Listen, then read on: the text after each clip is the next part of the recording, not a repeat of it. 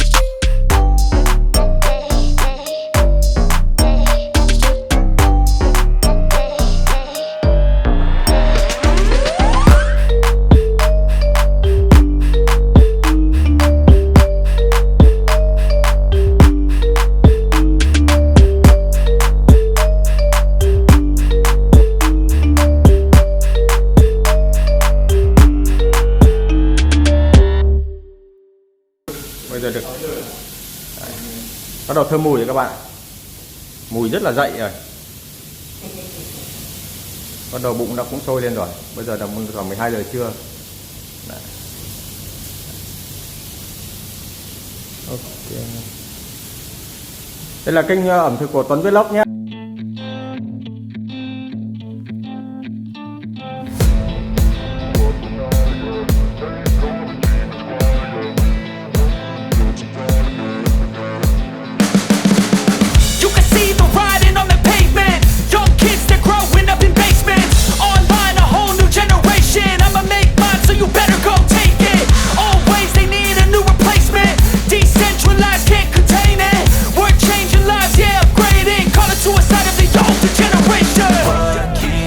At night, yeah. Make all the demons quiet, yeah. We were built to thrive, yeah. I think that we've all had enough. What keeps you up at night, yeah. Make all the demons quiet, yeah. We were built to thrive, yeah. I think that we've all had enough. Yeah, I think that we've all had enough. Sick of dealing with the old plan. They know that we're calling it wrong. You got me like, oh yeah. I think that we've all had enough.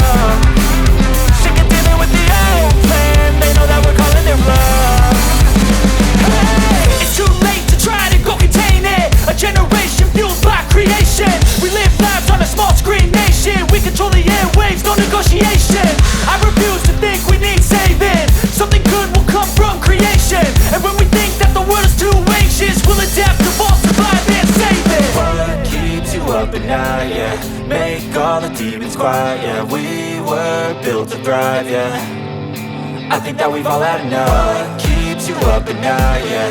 Make all the demons quiet, yeah. We were built to thrive, yeah. I think that we've all had enough. Yeah, I think that we've all had enough. Sick of dealing with the old plan. They know that we're calling it wrong.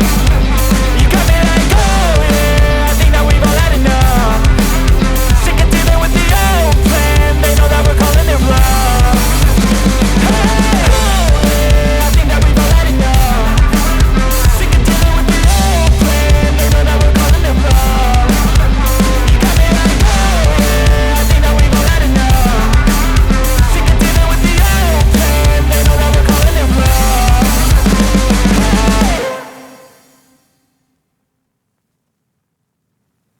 Ẩm thực thì kênh Top Hà Nội chúng ta sẽ review. Và đây là kênh của Tuấn Vlog nhá. Tuấn Vlog 2 lượt đăng ký, nhớ nhấn like và subscribe cho anh em nhá. Tuấn Vlog đi. Lần đầu tiên bạn lên sóng các bạn ạ. Các bạn ủng hộ Tuấn Vlog nhá. Okay. Cơ bản là cũng đã xong cái thành phẩm rồi, thì nó sẽ ra đĩa, chúng ta sẽ quay thành phẩm và xem đánh giá chất lượng nào nhá. Mình sẽ quay lại các bạn đón xem nhá. Đừng rời bỏ màn hình nhá. Siêu. Cô chị.